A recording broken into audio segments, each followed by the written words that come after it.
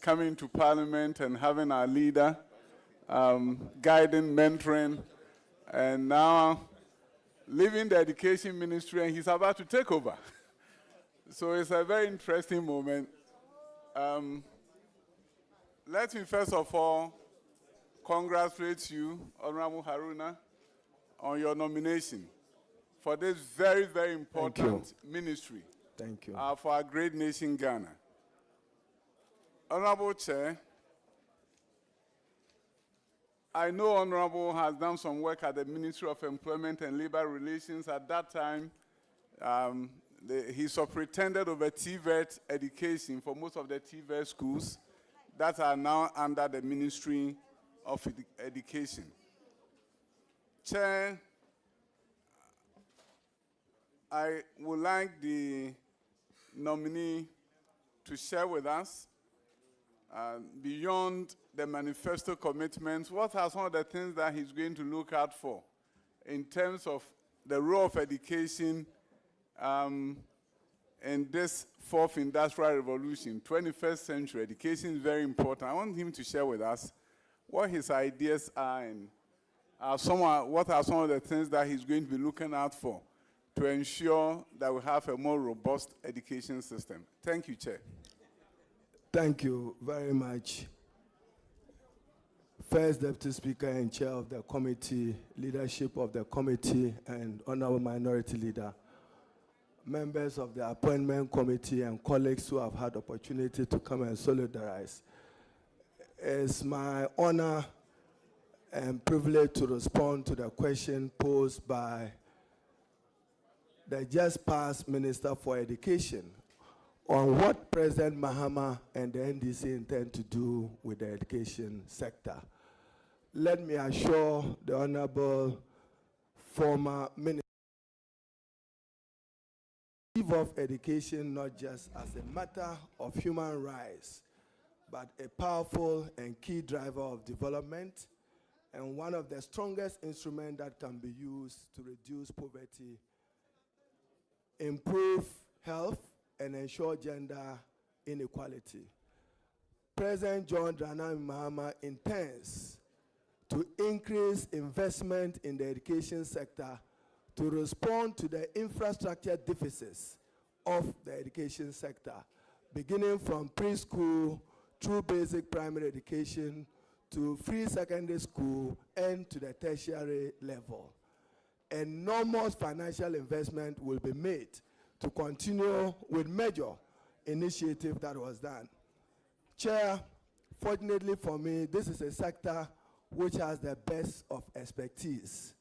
I intend to rely on their varied experiences and expertise to guide me in the formulation of policy, the improvement of policy.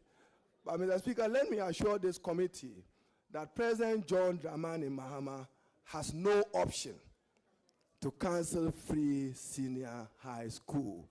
Therefore, those who listen to him, even in the course of his campaign, to have stated that he will expand free senior high school to private schools was to tell Ghanaians that as President of the Republic, he wants to give true meaning to Article 25 of the 1992 Constitution and Article 38, which spells out the objectives of our educational policy. But Chair, the important thing is that he will subject the free senior high school to a review.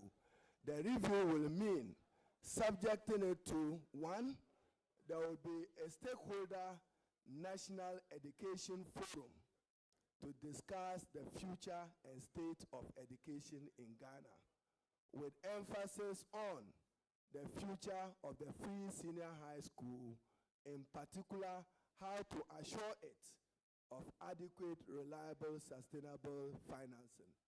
Mr. Speaker, I do not want to, at this moment, stir controversy, but some of the numbers, Mr. Minister, as you may recall, I will validate some of the statistics to some statistical validation of those issues. So we will undertake a stakeholder forum which will involve donors and partners, involve academia, parents, and the free senior high school program. I should acknowledge, as Pearl have noted, that it remains one of the boldest steps in wanting to transform education. It was a matter of debate between free universal education absorbing all the costs and progressively free, starting with infrastructure. But President Mahama intends to undertake a comprehensive review of it to make it sustainable. Thank you. You have a further question? Yes, of course, sir. Yes.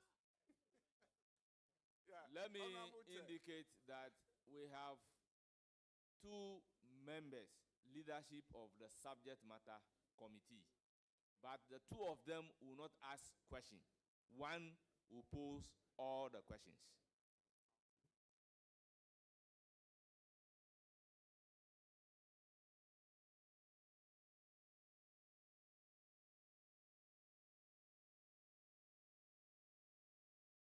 Ahead with your question. Honorable Chair, I'm grateful for the response from the nominee. Honorable Chair, beyond secondary education, which normally is the upper secondary, because by our statutes, we don't look at junior high as part of secondary. Beyond secondary education, I know there are a number of manifesto commitments in the field of tertiary, which is guaranteeing or is going to promise of fee-free level 100. If the nominee can shed some light on it, so that we'll be able to know what's going to happen in that area. Thank you very much, Chair and members, and thank you, Honorable Minister. President Mahama and the NDC promise free tuition for students from level 100 who would undertake normal programs in the various public universities of our country, including what he has said, expanded to private tertiary institutions. They number a population for which the country will require about 345 million Ghana cedis. Of the That is what the state will be required to do.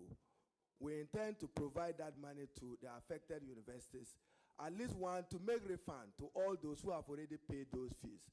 But Chairman, the beauty of this is that it's open.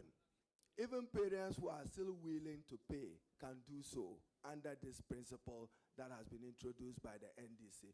So we intend to mobilize with the Ministry of Finance some additional financing to cater for the population of students. It will be in the region of 125,000 as I look at it. And we'll provide 375 million Ghana cedis to support that. So every student who has paid will have a refund of his money. And the President intends to expand this over the years. Thank you. Please proceed. Honorable Chair, one of the areas that I will always be proud of as a former Minister for Education is the area of science, technology, engineering, mathematics education. Great progress has been made. Yes. And as measured... Please address the chair. Chair, great progress has been made. It has been validated. It has been validated around the world. STEM education in Ghana. I want to ask the nominee what plan his soon-to-be ministry is going to do about STEM education. Thank you, Chair. Thank you, members. Thank you, Honorable. The significant thing for the NDC and President Mahama, as far as education is concerned, is for us to contribute meaningful to our national sustainable development efforts. At the tertiary level, emphasis will be on access, quality, and relevance. At the secondary level, emphasis will be on foundational learning in order that we can produce critical thinkers for the future. There will be a review of pedagogy and curriculum at all levels of education to meet the country's aspirations into the future and for meaningful contribution to our national development effort. I should note the effort you have done in getting STEM. We intend to build, at least in every region of Ghana, a model STEM school, which will carry from kindergarten to senior high school to produce men for the future of work. We appreciate that going into the future, we need to train more people in science, information and communication technology, and engineering. In that respect, our universities will be expected to relate more to industry without compromising their core academic objective training models. Thank you, Chair. Any further questions? Yes, please. Honorable Chair, this House has had an opportunity to approve GetFund formula. We have all lamented about capping and debate about uncapping. I want to know the opinion of the nominee. In the next budget coming up, what he intends to advocate for and push for in order to meet these aspirations of this House, which has been around for a long time. Thank you, Honorable Chair. Thank you very much, Chair, and thank you for the question. And for me, also nostalgic. Those days in 1997, I was one of the strong advocates with many of our colleagues around here to advocate for the establishment of the GetFund. Before then, tertiary education was largely public funded. Tuition remained free. There was no access even to private tertiary institutions. The Ghana Education Trust Fund has done its part. In the last few years, it has suffered because of the decision of then Minister of Finance to cap it. President Mahama and the Minister of Finance have gone public, and I join them in saying that we will uncap the GetFund to free additional resources to support robust infrastructure development. Indeed, mathematically, cap GetFund today is about $3.2 billion Ghana cedis, 3.2 billion Ghana cedis. And cap it will make available to the Ministry of Education some 7.9 billion, which will accelerate expanded infrastructure. For instance, there are about 2,800 schools that needs to be fixed to deal with the problems of overcrowding. There are about 26,000 schools which has no changing facility for young girls for purposes of hygiene. There are about 780 schools that is required to expand access to junior high school. We will uncap GetFund. I would engage the Minister for Finance to do this as a matter of expediency, and for the President to engage with the IMF to review the memorandum which included the GetFund in the negotiations. President Mahama have said that he will review the IMF. So part of the review will be to uncap the GetFund and free those additional resources to support the country to rely on GetFund resources to finance education generally, in particular higher education. Please proceed to ask the question. Honorable Chair, I'm coming to you. in this great country, Ghana, the middle class has been squeezed for many years. Teachers, nurses have been squeezed, given the fact that majority of them have to find money to send their children in our public schools. And I'm happy that at least in Greater Accra, you can see Accra STEM Academy. Please, order, order. Honorable Yusuf, I do not want to mention your name again. Again. So the public school transformation agenda is something that is very dear to the middle class. Honorable Chair, I want to ask my soon-to-be Minister for Education, what are his ideas and opinions about making sure that children, all children, have quality public schools to attend, and that if a parent doesn't have the resources, they will not go and look for a loan to send their children to private schools. Thank you, Chair. Thank you very much, Chairman. Chairman, our intervention in the education sector will be all-encompassing. We will give true meaning to the pursuit of free, compulsory, universal basic education. In my reading in the last few days, I have come to appreciate a major dichotomy which needs our urgent critical attention. Rural-urban dichotomy in the quality of education, northern-south dichotomy in the quality of education, and more deprived schools not producing because of quality of teachers and the presence of teachers in those areas. I intend, even when we assume office, to engage the Honorable Minister for Local Government as part of the financial realignment to get him to accept that teacher accommodation can be done by realigning common fund into building those for teachers in the rural areas. I do know that conditions of service generally for workers in the Ghanaian public sector is not the best. I had the privilege in the last few years to be Ghana's Minister for Employment. I did my utmost best to deal with some of the most incipient labor disputes of the country. But nonetheless, the cascading effect of what you do for the teacher, its economic and financial implications for the nurse, the pharmacist, the doctor, is what guides the purse. Therefore, what is in the kitty? We need to improve revenue mobilization generally. And in education, it will be appreciated if, and Parliament members are here, if we can dedicate 20% of national expenditure into education, or allocate at least a minimum of 5 to 6% of GDP to support education, then over a 10-year period, we would have done enough to expand and make these facilities available. At the basic level, and this was my concern, you haven't achieved free compulsory universal basic education, and you have up there a free senior high school education. You will still have in urban areas, Honorable former Minister and Chairman, in the urban areas, the out-of-school dropout, you see them. In the rural areas, you don't. That's the danger.